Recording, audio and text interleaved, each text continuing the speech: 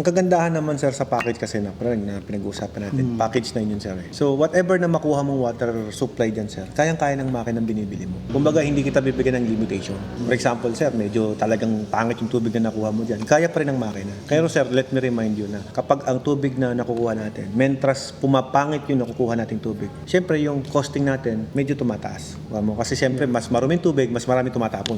Tsaka syempre yung maintenance. Baka every 2 weeks magpapalitan ng filter. Parang gano'n. Paladagdagan lang ng konti sa operational cost. Sa akin, yung sa Caloocan ko, na sa source namin, yung filter, parang binuksan mo every month yun. Parang burak ng mga... Ang dumi, no? Ganun kadumi. Mantala dito sa Bulacan, deep well ako pero ang ganda ng quality. Tagal bago ako magpalit. Nagmamatter din kasi yun, sir. Kahit bigyan mo kami ng yung sample kasi, importante sa amin yun. Para at least ma-design namin yung makina according to water supply na nakuha namin. Hindi rin natin maiwasan, sir. For example, nagawa ka ng poso. Siyempre, over the years, sir, natitibag sa ilalim yan, sir. Bigla mag-gold ka, dati walang buhangin, tapos biglang may buhangin Hindi na. po ako mahigop na. Oo, so kailangan din matitreatment natin yung Kapag nag-delete earthquake, pero nag-collapse doon. magkikasing ka naman eh.